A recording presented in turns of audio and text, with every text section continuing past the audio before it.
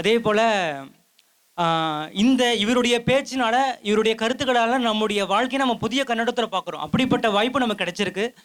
இந்த வாய்ப்பை அதாவது கௌதம புத்தர் ஒரு முறை சொல்லுவார். அவர் அதாவது ஒரு நொடியால் ஒரு வாழ்க்கையை மாற்றலாம், ஒரு நொடியால் ஒரு நாளை மாற்றலாம், ஒரு நாளால் ஒரு வாழ்க்கையை மாற்றலாம், ஒரு வாழ்க்கையால் இந்த உலகத்தை மாற்றலாம். இவருடைய பேச்சு நம்முடைய வாழ்க்கை முறையை மாற்றிருக்கிறது. நாம இனிமேல் நம்முடைய வாழ்க்கையில எப்படிப்பட்ட கவனத்தை செலுத்துவோம், கல்வியை எப்படி பார்ப்போம், சமூகத்தை எப்படி பார்ப்போன்ற ஒரு லைஃப் ஸ்டைல், ஒரு எண்ணம் நமக்கு கிடைச்சிருக்கு. எனவே இவருடைய பேச்சு உங்களுக்கு உத்வேகத்தையும் ஊக்கத்தையும் கொடுத்துருக்கும் நம்புகிறோம். இவருடைய இப்படிப்பட்ட வாய்ப்பை ஏற்படுத்தி கொடுத்த நம்முடைய பள்ளியின் முதல்வர், தாளாளர், இவர்களுக்கு ஆசிரியர்கள் சார்பாக, பெற்றோர்கள் சார்பாக, மாணவர்கள் சார்பாக என்னுடைய நன்றியை தெரிவித்துக் கொள்கிறேன்.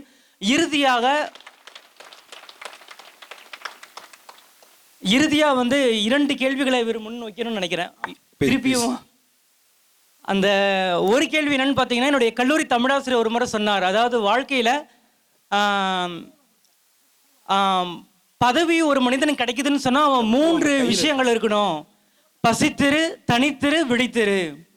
இல்லை பசித்திருன்ற வார்த்தையில் பா என்று எடுத்து, அதே போல விழித்திருன்ற வார்த்தையில் வி, தனித்திருன்ற வார்த்தையில் தா, ப த வி. அப்போ ஒரு மனிதன் பசித்திருந்தால், விழித்திருந்தால், தனித்திருந்தால் அவனுக்கு பதவி கிடைக்கும். இது வந்து வள்ளலார் சொல்றார். அப்போ இந்த விஷயத்தை பற்றி உங்களுடைய கருத்து என்ன? அடுத்து வந்து இந்த மனித வாழ்க்கை என்பது பூந்தோட்டமா புயலா, இப்படிப்பட்ட ஒரு விஷயம் சொல்லணும். வாவ். அடுத்த இன்னொரு விஷயம் வந்து நான் உங்களிடம் ஒரு புத்தரை பார்க்கிறேன்.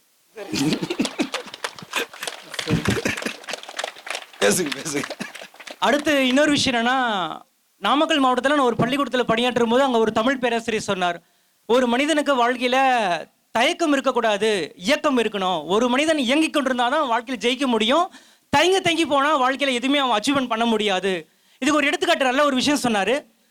நிலாவில் முதல்ல வந்து காலை மிதிச்சவர் யாருன்னு பார்த்தீங்கன்னா நீல் ஆம்ஸ்ட்ராங். ஆனால் அவருக்கு இந்த முதல் வாய்ப்பு கொடுக்கப்படலை. அவருக்கு முன்னாடி இன்னொருத்தருக்கு தான் அந்த வாய்ப்பு கொடுக்கப்பட்டது. ஆனால் அவர் தயங்கினார். நம்ம நிலாவில் முதல்ல கால் வச்சா நாம இறந்து விடுவோம்னு சொல்லி தயங்கினார். அதனால அவருக்கு அந்த வாய்ப்பு மறுக்கப்பட்டது. அவர் உலகத்தில் முதல் சாதனையாளர் என்ற அந்தஸ்தை பெற முடியல. ஆனால் அதுக்கு அடுத்ததான் நீல் ஆம்ஸ்ட்ராங்க்கு அந்த வாய்ப்பு கொடுக்கப்பட்டது. அவர் தன்னுடைய உயிரை பற்றி கவலைப்படல. வாழ்க்கையில் மிக உன்னதமான ஒரு லட்சியத்தை அவர் அடைந்தார். இன்னைக்கு வரலாற்றில் புகழ் பெற்றிருக்கிறார். அப்போ இதன் மூலமா என்ன தெரிஞ்சுக்கிறோன்னா, வாழ்க்கையில் தயக்கம் வேண்டாம், கூச்சம் வேண்டாம். நம்முடைய கருத்துக்களை நாம தான் கேட்டாங்கணும். அழுது பிள்ளை தான் பால் குடிக்கும், கதவு தட்டினாதான் திறக்கும். அதுபோல வாழ்க்கையில இயங்கிக் கொண்டே இருக்க வேண்டும் அப்படின்ற ஒரு செய்தியை உங்க பார்வையில நீங்க சொல்லணும் சார். நிச்சயமா, இது ஒரு நல்ல செய்திங்க. எப்பவுமே நீல் ஆம்ஸ்ட்ராங் வந்து அவர் மேல இருந்து குதிக்கிறதுக்காக அனுப்பப்பட்டவர் அல்ல. அவர் ஒரு கப்பல் படையில வாழ்ந்து, அதாவது பணிபுரிந்து கொண்டு இருந்த ஒரு நபர். அவருக்கு இருந்த ஒரு தைரியம், அந்த நிலாவுக்கு பயணித்தவர் கூட அவர் இருந்தால் ஒரு தன்னம்பிக்கையோட இருக்குங்கிறதுக்காக அனுப்பப்பட்ட நபர் தான் அவர். கமாண்ட் 1 அப்படின்னு வரும்போது முதல் நபர் குதித்திருக்க வேண்டும், அவர் குதிக்கல. 2வது நபர் கமாண்ட் 2 ஜம்ப்னு சொல்லும்போது இவர் குதிச்சிட்டார். அதனால வரலாறே மாற்றி எழுதப்பட்டது. அப்போ ஒரு எல்லாத்துக்கும் கொஞ்சம் கையில கொடுங்க.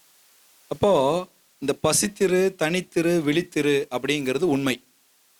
இதை அப்படியே வைங்க. இந்த பூவை உங்க கையில வச்சுக்கிட்டு அப்படியே வைங்க. இந்த பசித்திரு, தனித்திரு, விழித்திரு அப்படிங்கிறது உண்மை. எந்த அளவுக்குன்னா, எனக்கு என்ன கோலு, நான் என்ன அடையணும், எனக்கு என்ன தேவை, என் வாழ்க்கைக்கு எது தேவை அப்படிங்கிற அந்த நோக்கத்தில் ஒவ்வொரு தனி மனிதனும் உங்களுடைய தனி மனித நோக்கத்தில் பசித்திரு, உங்க தனி மனிதனுடைய நோக்கத்தில் தனித்திரு, உங்க தனி மனித நோக்கத்தில் விழித்திரு. நீங்க மிகச்சிறந்த ஒரு வெற்றியாளராக இருக்கலாம். அதைத்தான் வள்ளலார் சொன்னார். அந்த நோக்கம் உள்ளிருந்து அசிரி குரலாக தோன்றுகிறது. உங்களுடைய உள்ளுணர்வு தான் அதை வெளிப்படுத்துது. அதனால தான் உள்ளுக்குள்ள என்ன சொல்லுதோ அதை கேளுங்க, உங்க ஆள் மனது என்ன சொல்லுதோ அதை கேளுங்க அப்படிங்கிறது. Right brother? பூ அவ்வளோதானா? எல்லாத்துக்கும் கொடுக்க முடியுமா? நன்றி நன்றி நன்றி நன்றி. இப்போ இந்த பூவை